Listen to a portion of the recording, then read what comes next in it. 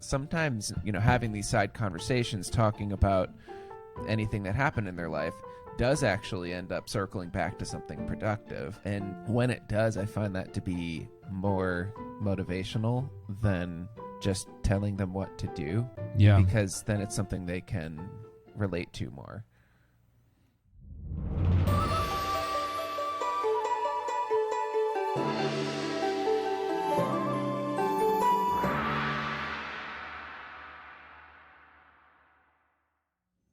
In this episode, I speak with Christopher Oill of the Piano Universe, my friend and teacher and composer.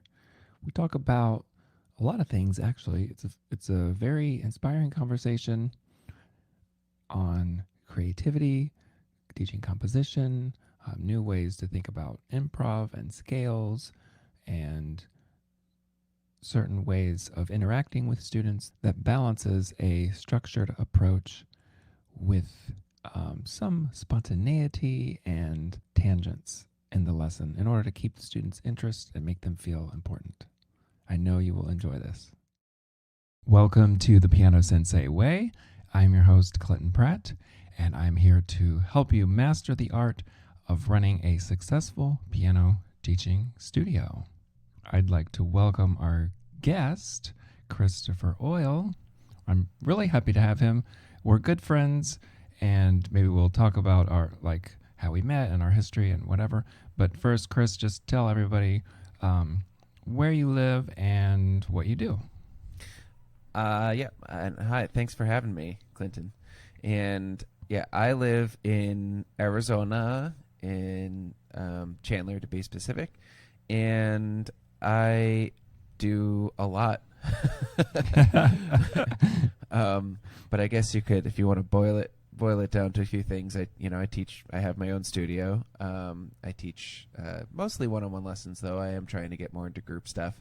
And a lot of my students are, you could say, focused on composition, improvisation, playing songs by ear, all of those things that are scary to a lot of teachers. Yeah, okay, great. I love how when I said, what do? You said you do a lot of things. Because I'm the same way. That's just like a small talk thing. You go to a social event or something and somebody says, so what do you do? And people mean what's your job? And I guess they don't know what else to ask. But to me, I'm more than my job. Even though, of course, music is a part of me or whatever. But I always answer similarly. I'm like, well, I do a lot of things. I eat and I cook and I watch movies and I play piano and I teach piano and I own a business and I like to travel, So anyway, I like how you said that. No, piano teaching is the only thing I ever do, ever. Yeah. So, okay. How did we first meet? Facebook? I think so. Piano Teacher Central group. Yes. Yeah, that sounds about right. Yeah, and then I forget how our friendship blossomed from there. I don't remember. I mean, I think it's just two creative minds. Yeah, and then I hired you as my composition coach to help me compose for my students. So I had that cool composition project, and then Tony, Chris, and we're the ones that started the Creative Teaching Conference. Woohoo! Which everybody should come to. So fun.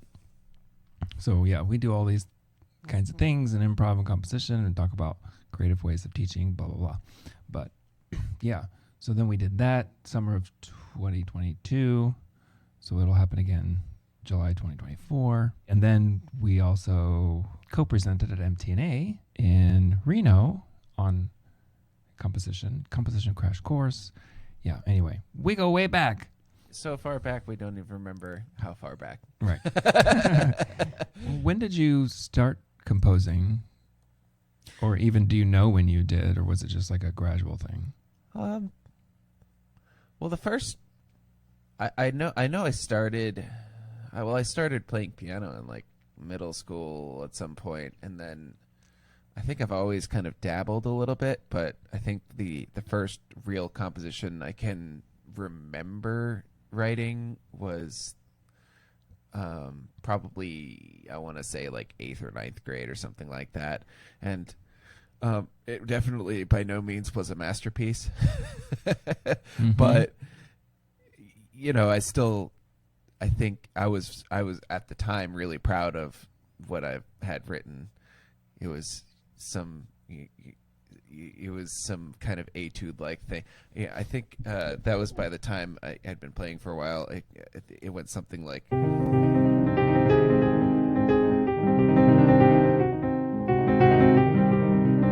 It just kind of had this pattern going on. I don't know if you can hear that, Yeah, but it sounds yeah. good. And it was, I was like, I was basically just experimenting at the piano. I was like, hey, this sounds kind of cool, and then there was not much more to the piece than that. um, Yeah. but yeah, Did you have a teacher that was helping you, or was that just on your own? well, my teacher, she didn't necessarily help me with the composition uh, part of it, but she did give me a lot of theory help Mm-hmm. background. I remember that was a majority of my lessons was learning about theory, and um, how much of that theory did I use in my composing? I am not 100% sure. I think at that point it just theory was kind of like a second nature thing to me. Um, Yeah. yeah, but Well, and I think it's interesting because I've had students who are kind of embarrassed that they compose something or shy, and until they realize that, like, I'm into that too, and so they'll be doing their lesson or whatever at the beginning, or they'll be like dabbling a little bit, and I'm like, "Ooh, what's that?" And they're like, "Oh, well, I was just kind of making it up, and I wrote this thing." And I'm like, "Oh, that's so great! Let's show me. Let's do it." isn't that funny though? Because like the same thing happens to me too, and for you and me, who I guess we're even more known for teaching improvisation and composition. We still get students that are afraid to show it for some reason. I don't know if that's culture that has been knocking into their head, or I don't know what it is, but I do find that a lot of times I have to draw I have to draw the comfortability with the creativity out of my students. Right. Yeah. Yeah, part of it might be like maybe they know it's fine to do that and you're going to help them, but they're just shy with, it's something that they created and it's kind of personal. I wonder if it has to do something with this this sort of I don't know how to phrase it. It's like we grow up in a system that's like respect your teacher, respect your elders, Mm-hmm. and so in a way composers are like our teachers and our elders, and so students might be afraid to do anything that could potentially be different from them, or go off on their own. I'm not sure, but Yeah. Yeah, it's interesting to think about. Um, okay, so you started playing piano in middle school, which is kind of late compared to some people. Like I think I started when I was 3 or something. Um, yeah. yeah, and then you were composing. Okay, and then I forget. Did you study composition like officially in college? Was that your major or minor? Yeah, that's the funny thing, right? And I've been asked this a lot of times, and no, that's a firm no. Not that I have any issue. I don't have an issue with composition majors or the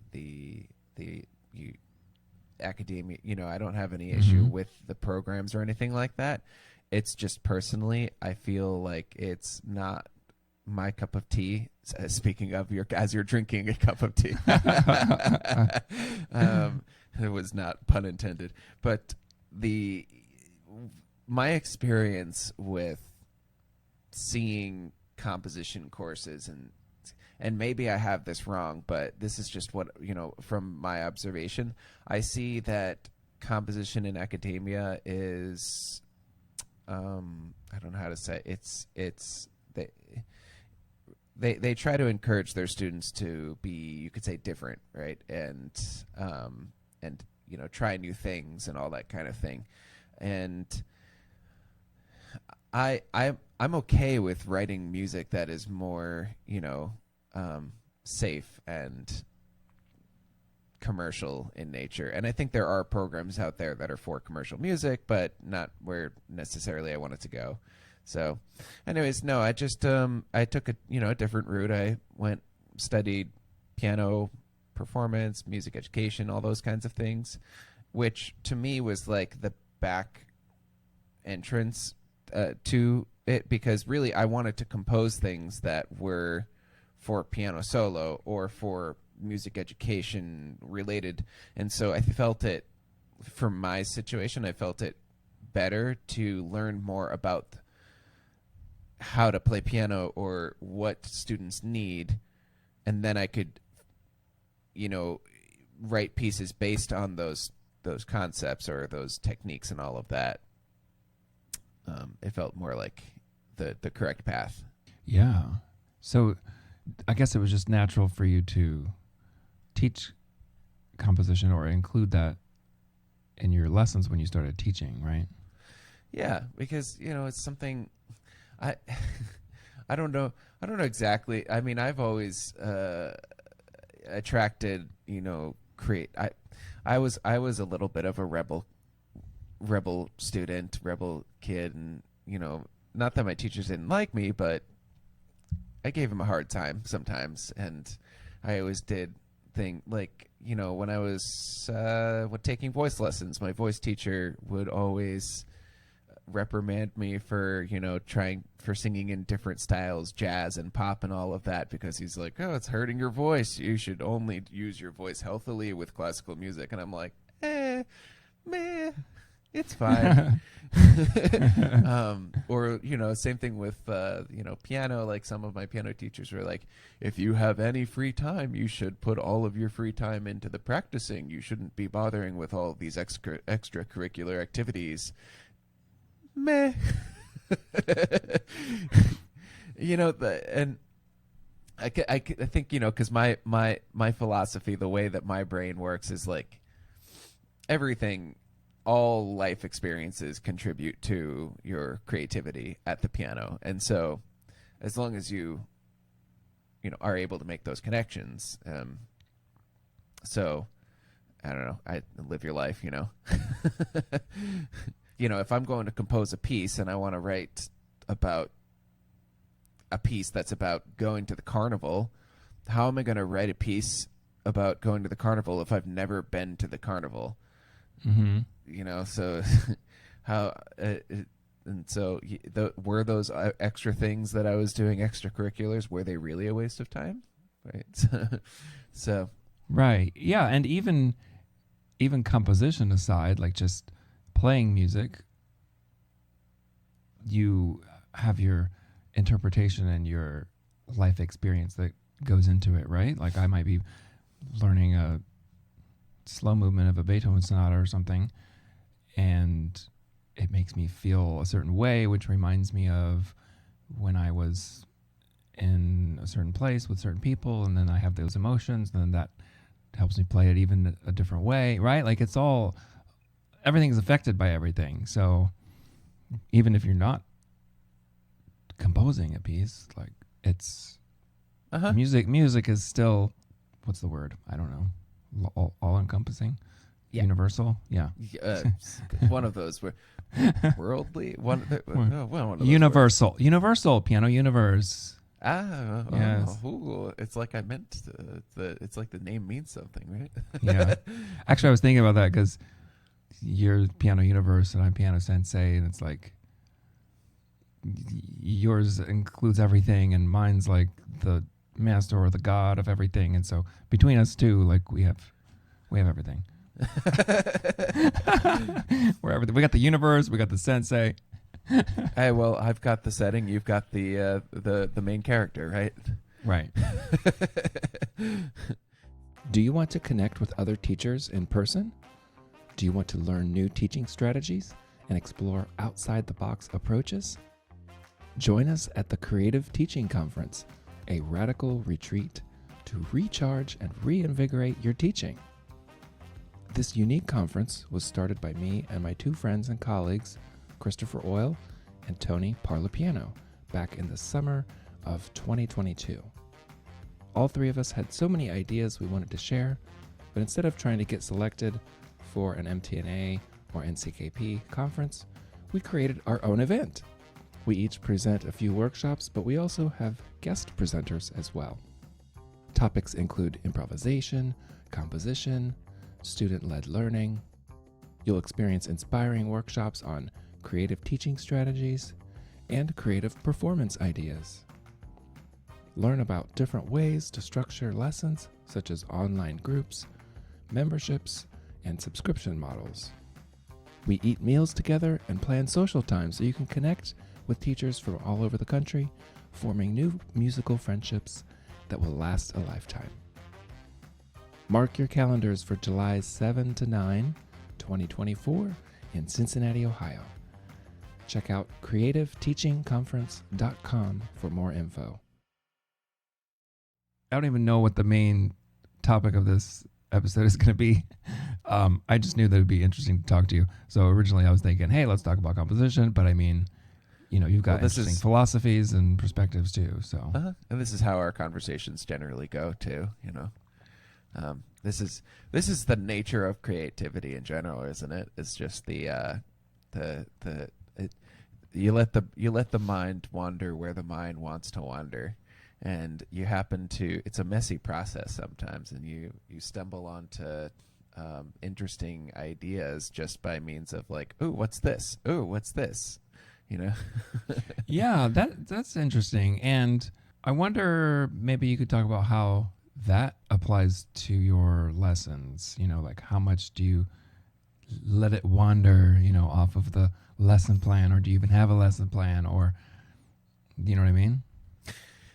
Yes, I do. I do have a plan because I do have, I have like systems in place and a method that I try to follow in general. But I didn't used to. I used to be completely off the cuff, and I used to teach completely with reactive teaching. The student would come in and say, and I'd say, "What do you want to do today?" And we pretty much did that. And I only changed because I wanted to have some kind of, especially for the parents there were some parents that were looking for a little bit more of a structured approach. It gave them something to hang on to. But that being said, I still do, if my student comes in and is like super excited to do something that they worked on or creative, I will completely trash whatever plan I had in place and say, all right, let's work on what you want to work on. So you could say, I guess my plan is more like a backup plan in case they don't come with something. But yeah, and as far as like when we're working on, I guess if you want to talk about composition in particular, when we're working on composition and we go off, yes, we will go on tangents sometimes. It is, I guess, a little tricky to balance, how far do I let them go off on a tangent? I think I have this, invisible counter in my head. Maybe it's like a minute or two of, all right, well, let's talk about your trip to the beach and see where this goes. What's that? Roblox? Okay, what's going on in Roblox? Because sometimes talking about all of these side conversations, having these side conversations, talking about anything that happened in their life does actually end up circling back to something productive. And when it does, I find that to be more motivational than just telling them what to do. Yeah. Because then it's something they can relate to more. Yeah, well, exactly. And I think they feel important, Mm-hmm. and which they are, but sometimes it can maybe not seem that way if you're just teaching sort of a strict, curriculum or something. Not that that's bad, but if it's just like, oh, I'm going to my piano teacher and they're going to go through this thing and help me become better. Okay, that's great. But it's a different feeling if they think, oh, I'm going to my piano teacher and he really cares about me and is interested in me and wants me to do what I want to do, and it helps them feel. I think it better. also helps that I'm just a little kid at heart. It's, I don't want to grow up. Oh, I hope we don't get copyright strike because of that. I didn't finish the song. We should be okay.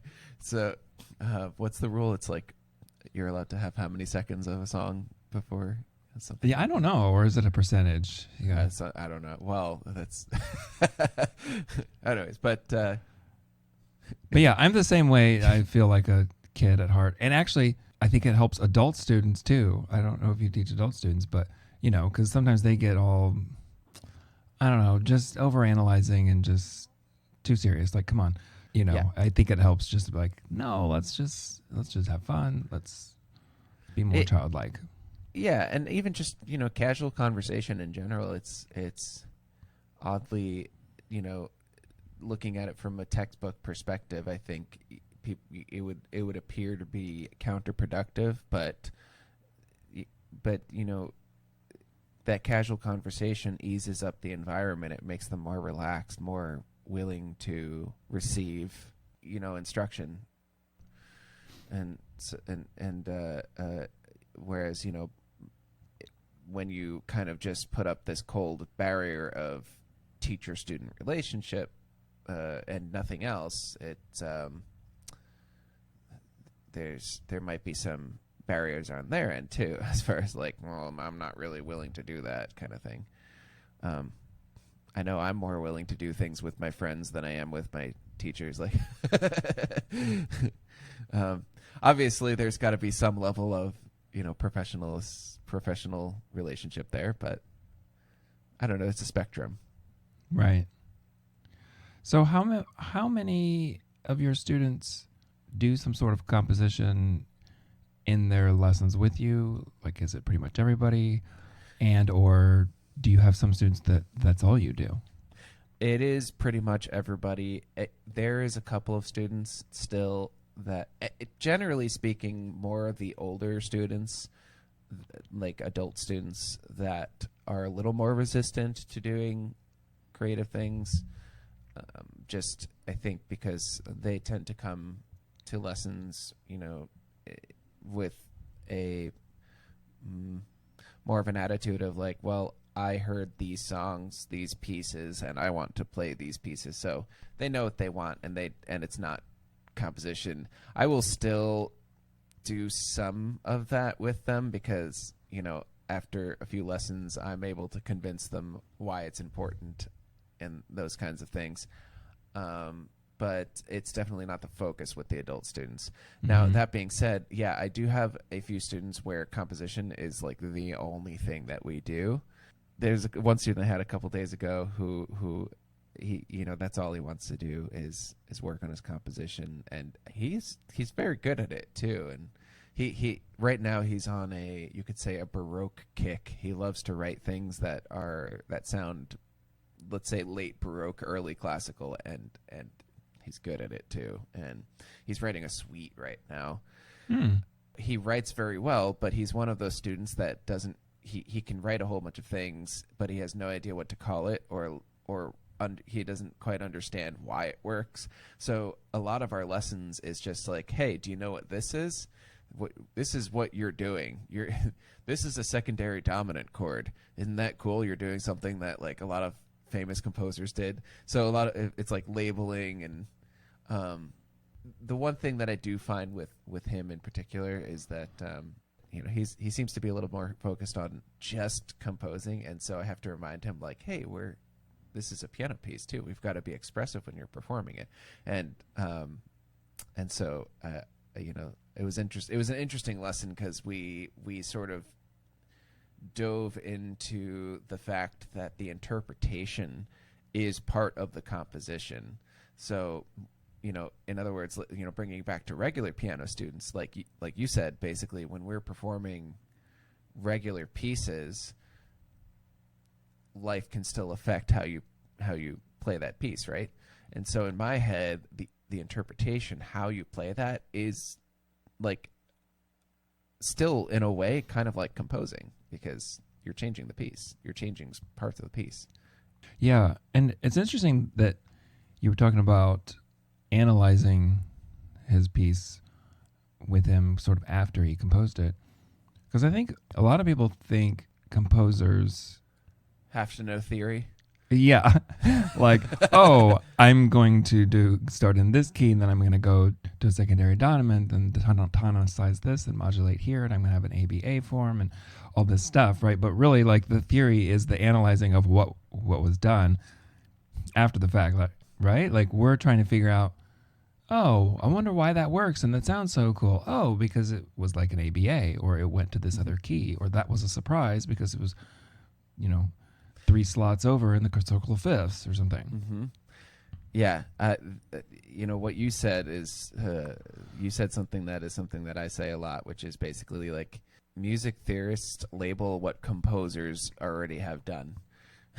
So if you want to be a good is a debatable term. If you want to compose, let's say in general, no, you don't need to know music theory. You can make your own music theory. This student can probably explain what they're doing, just not in the way that a traditional music theorist might explain it. This kid might call a secondary dominant a bananas chord, and then only later hear from a music theorist that, oh, actually it's called a secondary dominant.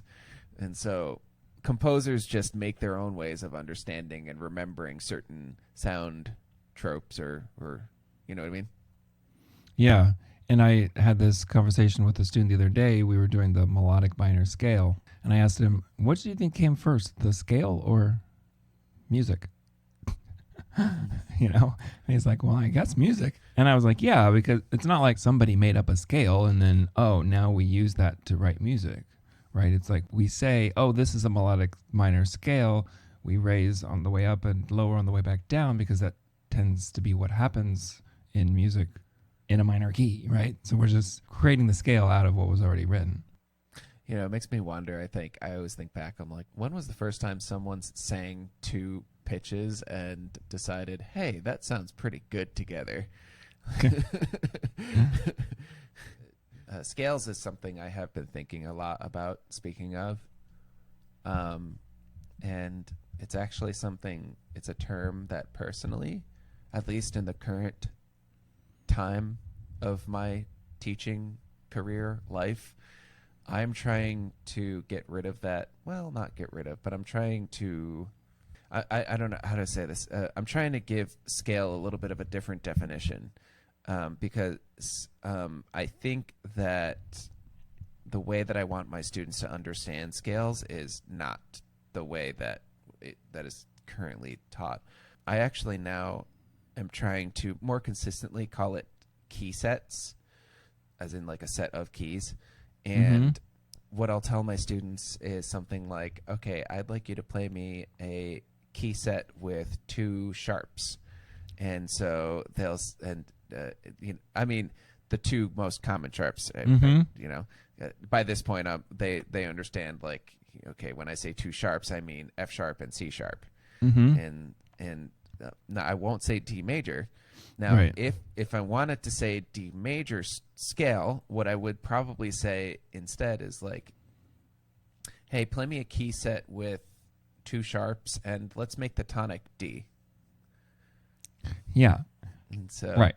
I mean, that is D major. But yeah, I see what you're saying. And then later I might tell them, oh, that's D major, right? But I like the flexibility of not having a tonic and just saying, here's a set of keys you can play around with that sounds pretty good. And this gets because one of the problems I've had with scales is that they just see that, it's like they memorize, like, okay, it goes this key to this key. Yeah. And rather than seeing the whole set of keys as like a palette of keys to play around with. But yes, right, exactly. Yeah, and that has to do with being comfortable at the piano and playing up and down the keyboard. in two sharps, right? It doesn't have to be right. It can just be Right. right. Being able to go up and down Exactly. in two sharps. Yeah. Mm-hmm. Yeah, it's very freeing, and then again, they can either pick their own tonic, or they can just choose to not have a tonic and just freely wander. And this encourages unique harmonies to happen to unique textures. You know, that it basically breaks them away from feeling stuck in any kind of way. Mm-hmm. Yeah. One of my favorite ways to improvise or to have a student improvise is no sharps or flats, but center around D. Mm-hmm. And it sounds really cool, right? And like, okay, well, that's Dorian mode, but you don't have to go into all that. Just, okay, all white keys, but sort of center around D. My catchphrase is, I'll say something like, "You don't really need to remember this, but this is called Dorian." Yeah. Just for fun. Here's a fun fact of the day. This is called Dorian, but that's not what you need to know right now. So that way, I feel like my traditional academic brain is like, okay, you did your job. You let them know. Right. But it keeps their focus on what's more important, which is just being able to do it. Honestly. Mm-hmm. So then here's a question. Since you want your students to be comfortable with key sets, Mm-hmm. do you have them practice playing that landscape a certain way? Or like, oh, here, most people like start on a D and go up 2 octaves and back, but, Mm-hmm. go up and down further? Or how do you do that? Yeah, I mean, generally I approach all of these key sets through just improvisation. So rather than teaching them a scale first, I guess if I were to say the first thing that I would do with them is very loosey-goosey, no rules, just, hey, these are the 2 keys that need to be sharp. And other than that, all white keys. Just play, And then if they need a little bit more guidance than that, then I'll say something like, okay, pick a letter, any letter from A to G. A. Okay, so let's start on A and then go from A to A and play F sharp and C sharp. All right, good, very nice. Now you can go below A, you can go above A, and so I just kind of guide them away from that a little bit. But generally, I find that they don't need that extra step. They can just dive in, and then now that's kind of like a first step. But then I have this method that I planned out. It's not a book yet, but there's a lot of concepts that in there that can be easily turned into improvisation or incorporated into this. So like even with technique, for example, let's say we're working on rotation, right? I'll just start them off with a pattern. I'll say, all right, hey, let's play CG with the left hand. And this is teaching that rotation motion from the what's this called? Forearm. I'm running on baby sleep right now. I just had a baby, so. And then I'll say, okay, well, now let's move that up and down. Usually when I introduce a concept, I'll introduce it in C major. A lot of concepts in C in the key set of 0 sharps and flats. This is something like I'm still training my brain to stop saying scale. But I'll go up and down. Okay, new spot. Okay, new spot. Cool. Now let's try this in the key set of 2 sharps. And so start anywhere in the 2 sharp. Remember, these are the 2 sharps that we're having. Cool. And then we'll just kind of take all these different concepts that we know and just try it in all the different keys sets. Mm-hmm. So yeah. Okay. Interesting. To me, it's a better way. It's a more fun way, honestly, of learning. Key signatures basically is just exploring those, like you said, landscapes. Rather than, all right, let's practice our D major scale. Okay, do you know your D major scale now? And then no, doesn't matter how many times I practice that D major scale. Second that I start reading a piece in the key of D major, it has zero effect on my ability to remember that F sharp and C sharp are in that scale, because at a certain point, just practicing the D major scale all by itself, it's just a scale from D to D and back. A scale is just another piece, honestly, and it can become just as motor memory as any other piece that you learn.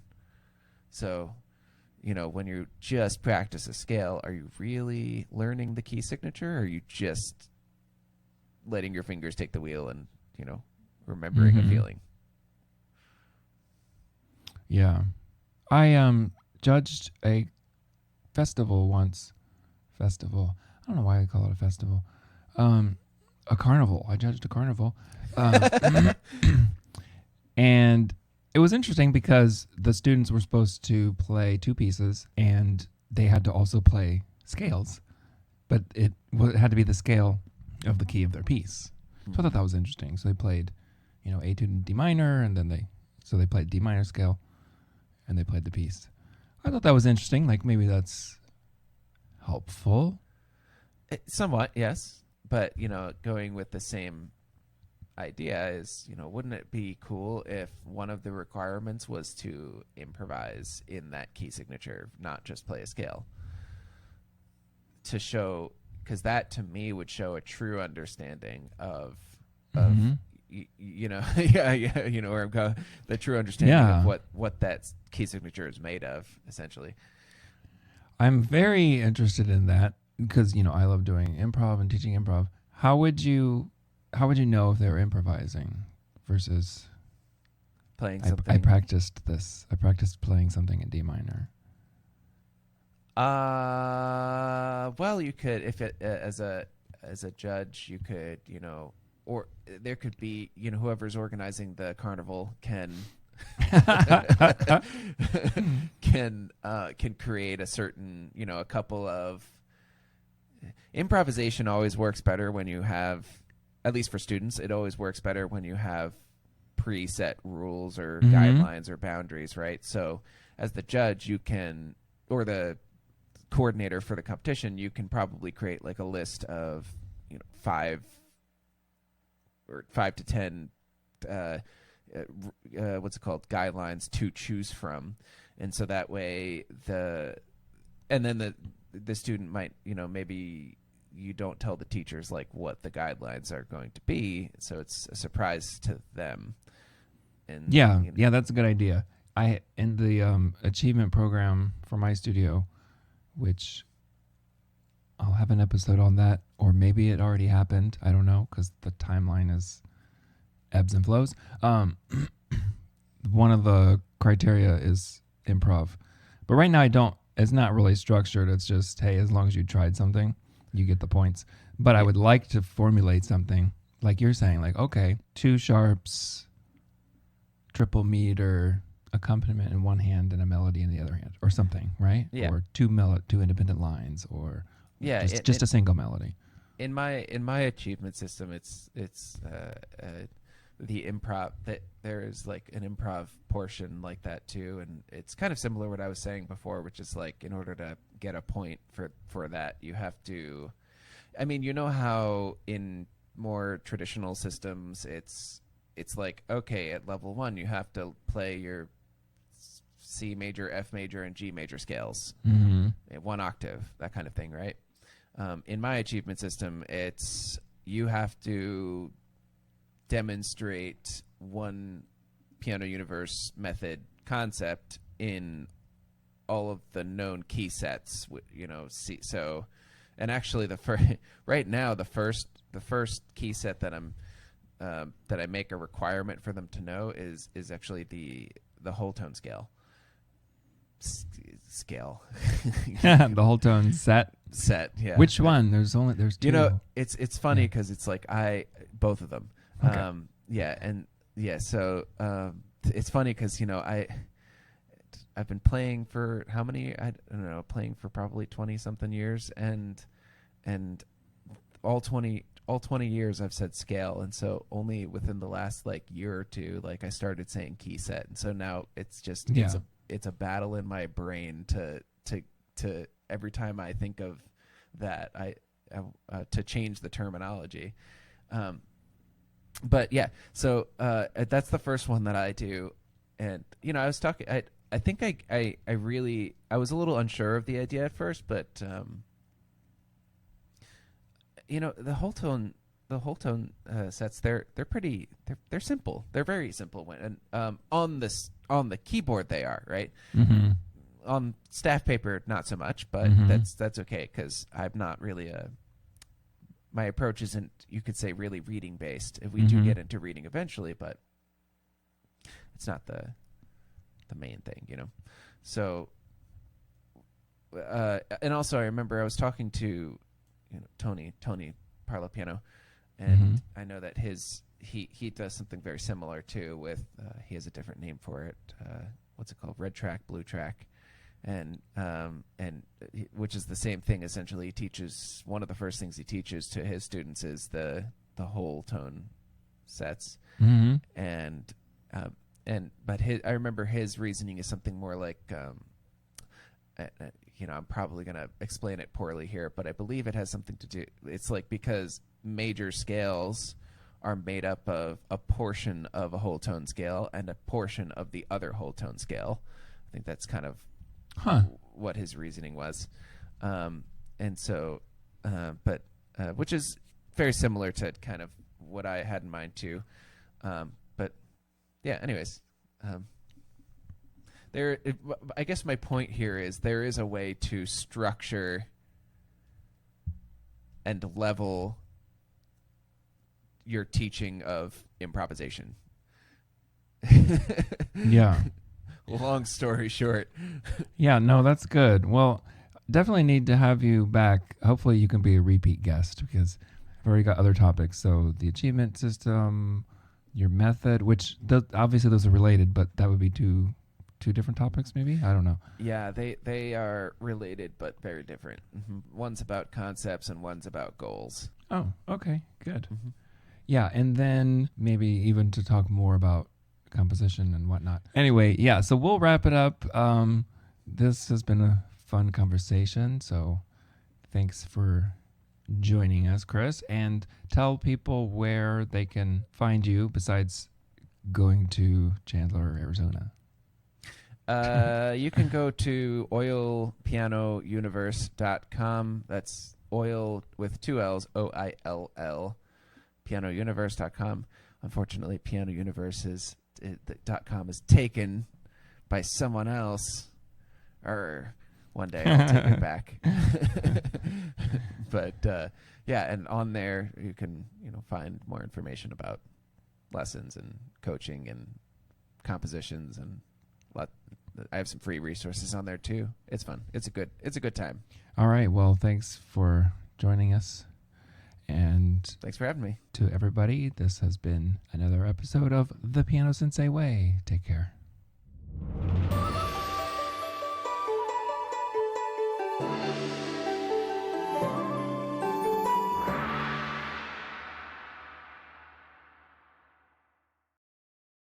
I'm recording already, by the way.